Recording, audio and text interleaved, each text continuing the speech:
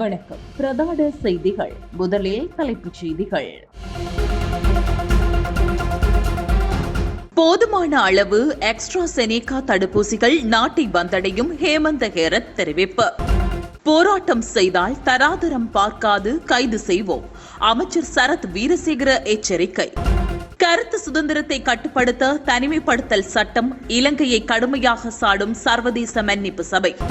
பாடசாலைகளை மீள திறப்பது தொடர்பில் கல்வி அமைச்சரின் முக்கிய தீர்மானம்.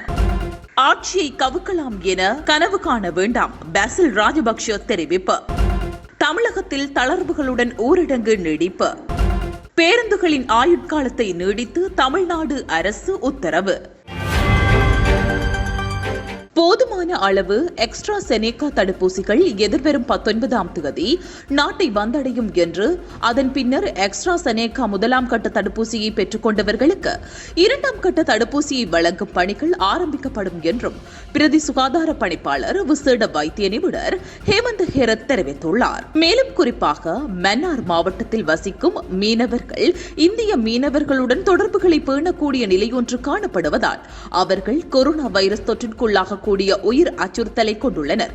ஆகவே ஏற்கனவே நாட்டை வந்தடைந்த பைசர் தடுப்பூசிகளை அப்பகுதி மீனவ சமூகத்திற்கு வழங்க தீர்மானித்திருப்பதாகவும் அவர் சுட்டிக்காட்டியுள்ளார். சுகாதார மேம்பாடு பணியகத்தினால் நேற்று வெள்ளிக்கிழமை ஏற்பாடு செய்யப்பட்டிருந்த ஊடகவியலாளர் சந்திப்பில் கலந்து கொண்டு கருத்து வெளியிடும் போதே அவர் இவ்வாறு குறிப்பிட்டுள்ளார். 2ஆம் கட்டமாக பாதுகாப்பானது என்று ஏற்றுக்கொள்ளப்பட்ட ஏதேனும் ஒரு தடுப்பூசியை முதலாம் கட்டமாக பெறும் நபருக்கு 2ஆம் கட்டமாக அதே தடுப்பூசியை பெற்றுக் கொடுப்பதே மிகவும் சிறந்ததாகும். ஆனால் உலகளாவிய ரீதியில் ஏற்பட்ட தடுப்பூசிகளுக்கான பற்றாக்குறையை அடுத்து மேற்கொள்ளப்பட்ட ஆய்வுகளின்படி முதலாம் கட்டமாக குறித்த ஒரு தடுப்பூசியை பெற்றுக்கொண்ட ஒருவருக்கு 2ஆம் கட்டமாக ஏற்றுக்கொள்ளப்பட்ட பெரிது ஒரு தடுப்பூசியை வழங்கினாலும் COVID-19 வைரஸின் எதிர்ப்பு சக்தியானது உருவாகுவதாக கண்டறியப்பட்டது. எனவேதான் நாட்டில் உயிர் அச்சுறுத்தலுக்கு வாய்ந்த பகுதியான கொழும்பு மாவட்டத்தில் கொரோனா வைரஸ் தொற்று அச்சுறுத்தல் உயர்வாக காணப்படும் 55 தொடக்கம் 69 வயதுடைய பிரிவினர்களுக்கு முதலாம் கட்டமாக எக்ஸ்ட்ராசெனேகா தடுப்பூசியை பெற்றுக் கொண்டவர்களுக்கு 2ஆம் கட்டமாக பைசர் தடுப்பூசி வழங்குவதற்கான பணிகள் ஆரம்பிக்கப்பட்டன. ஆனால் போதுமான அளவு எக்ஸ்ட்ராசெனேகா தடுப்பூசிகள் விரைவில் நாட்டை வந்தடையும் என்று சுகாதார அமைச்சிலிருந்து கிடைக்கப்பெற்ற தகவல்களுக்கு அமையவே அந்த பணிகள் இடைநிறுத்தப்பட்டுள்ளன என ஹேமந்த ஹேரத் தெரிவித்துள்ளார். தனிமைப்படுத்தல் சட்டத்தை மீறி எவர் செயற்பட்டாலும் தராதரங்கள் பார்க்காது அவர்கள் கைது செய்து நீதிமன்றில் ஆஜர்படுத்துவோம் என பொதுமக்கள் பாதுகாப்பு அமைச்சர் சரத் வீரசேகர தெரிவித்துள்ளார். அவர் மேலும் தெரிவிக்கையில், யாராக இருந்தாலும் அவர் எந்த தராதரத்தில் இருந்தாலும் சட்டத்தை மீறினால் அதற்கு இடமளிக்க முடியாது. பணி பகிஷ்கரிப்பு மற்றும் போராட்டங்கள் நடத்துவது சுகாதார சேவைகள் பணியாளரினால் வழங்கப்பட்டுள்ள உத்தரவில் மக்கள் அதிக அளவில் ஒன்று கூடுதல், ஆர்ப்பாட்டங்கள் போன்ற செயற்பாடுகளால் கோவிட் தொற்று பரவும் அபாயம் உள்ளது. அதனால் எவ்வாறாகவும் மக்கள் அதிக அளவில் கூடும் கூட்டங்கள் மற்றும் ஆர்ப்பாட்டங்கள் நடத்தப்படக்கூடாது என்று கூறப்பட்டுள்ளது. இந்த உத்தரவை அவர் பொலிஸ்மா அதிபருக்கும் அனுப்பி வைத்துள்ளார். தனிமைப்படுத்தல் சட்டத்திற்கு அமைய அவ்வாறானதொரு உத்தரவை வழங்க விடயத்திற்கு பொறுப்பான அதிகாரிகளுக்கு அதிகாரம் உள்ளது. இதன்படி சுகாதார சேவைகள் பணிப்பாளர் அந்த உத்தரவை வழங்கியுள்ளார். இந்த உத்தரவை போலீசார் செயற்படுத்துகின்றனர். அதன்படி போலீசார் தொடர்ந்து கூட்டங்கள் மற்றும் ஆர்ப்பாட்டங்களை நடத்துவதை நிறுத்துவதுடன் அதனுடன் தொடர்புடையவர்களை கைது செய்வர். இதன் பின்னர் அவர்கள் நீதிமன்றத்தில் ஆஜர்படுத்தப்படுவார்கள். அதனைத் தொடர்ந்து பிணை வழங்கப்பட்ட பின்னர் தனிமைப்படுத்தல் தொடர்பான தீர்மானத்தை பொது சுகாதார பரிசோதகர்களே மேற்கொள்வார்கள். அத்துடன் அவர்கள் தனிமைப்படுத்தல் நிலையங்களுக்கு அனுப்புவதா, NDG பரிசோதனை நடத்துவதா, அவர்கள் வீட்டில் தனிமைப்படுத்துவதா அல்லது மத்திய நிலையங்களுக்கு அனுப்புவதா என்று தீர்மானிப்பார்கள். அதன்படிதான் கைது செய்யப்பட்டவர்கள் முல்லைத்தீவிற்கு அனுப்பி வைக்கப்பட்டுள்ளனர். இவர்கள் முல்லைத்தீவிற்கு அழைத்து செல்லப்படும் போது நீர்கொழும்பில் வைத்து அவர்களுக்கு தேவையான உடைகள் உள்ளிட்ட அனைத்தும் பெற்றுக் கொடுக்கப்பட்டுள்ளன. எனவே எதிர்காலத்தில் போராட்டங்களை யார் செய்தாலும் தராதரம் பார்க்காமல் அவர்கள் கைது செய்து நீதிமன்றத்தில் ஒப்படைப்போம் என அவர் தெரிவித்துள்ளார். இலங்கையில் அமைதியான முறையில் ஆர்ப்பாட்டத்தில் ஈடுபடுபவர்கள் மீது தெரிவு செய்யப்பட்ட அடிப்படையில் தனிமைப்படுத்தல் சட்டங்களை பிரயோகிப்பதானது கருத்து சுதந்திரத்தை கட்டுப்படுத்துவதற்கான ஓர் கருவியாக அரசாங்கம் கொரோனா வைரஸ் பரவலை பயன்படுத்துவதை வெளிக்காட்டுகிறது என்று சர்வதேச மன்னிப்பு சபை தெரிவித்துள்ளது. பொதுமக்கள் அதிக அளவில் ஒன்று கூடும் ஆர்ப்பாட்டங்கள், பொதுக்கூட்டங்கள், பேரணிகள் மறு அறிவித்தல் வரை தடை செய்யப்படுவதாக கடந்த செவ்வாய்க்கிழமை போலீஸ் தலைமையகத்தினால் அறிவிக்கப்பட்டது.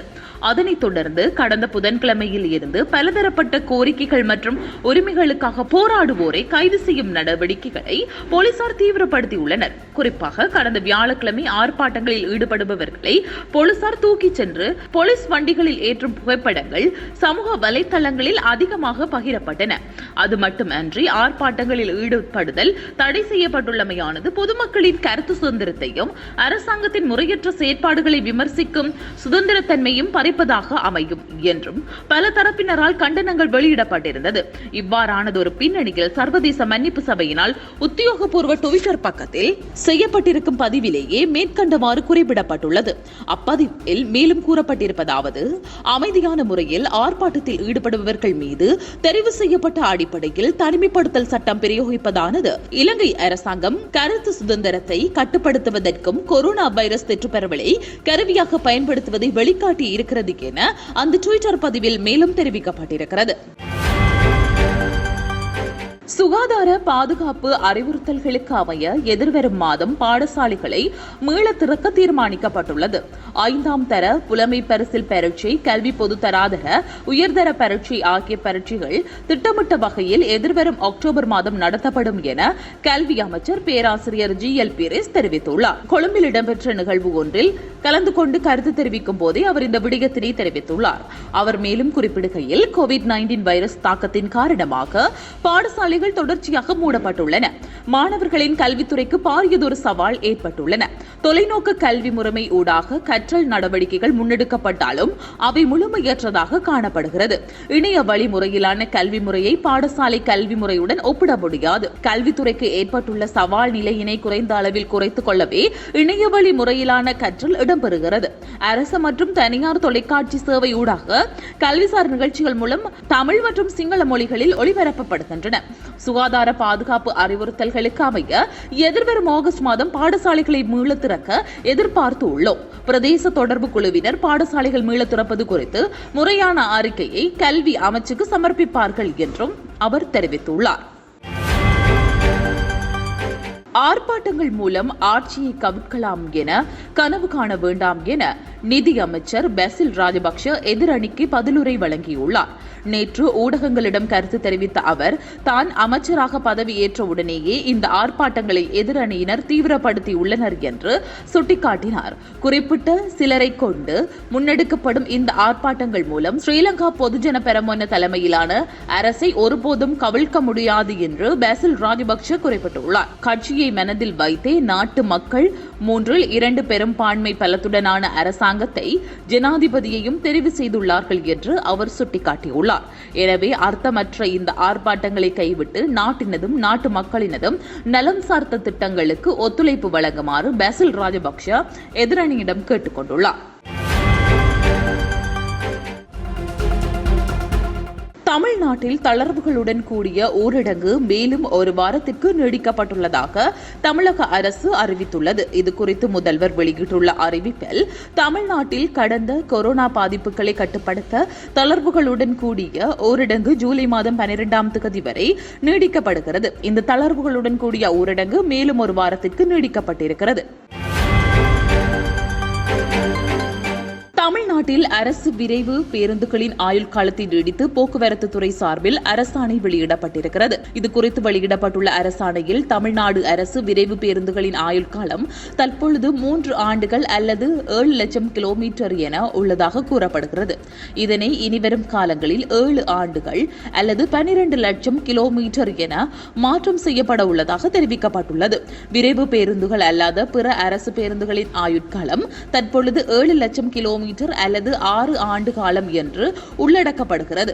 இது இனி வரும் காலங்களில் 9 ஆண்டு அல்லது 12 கிலோமீட்டர் என நீடிக்கப்படுவதாக உத்தரவிடப்பட்டிருப்பதாக குறிப்பிடப்படுகிறது. நவீன தொழில்நுட்பம் கொண்ட பேருந்துகள் என்பதாலும் புதிய சாலை வசதிகள், நவீன வடிவமைப்பு காரணமாக ஆயுட்காலம் நீடிக்கப்பட்டுள்ளதாக போக்குவரத்து துறை செயலாளர் தயானந்த கட்டாரியா தெரிவித்துள்ளார்.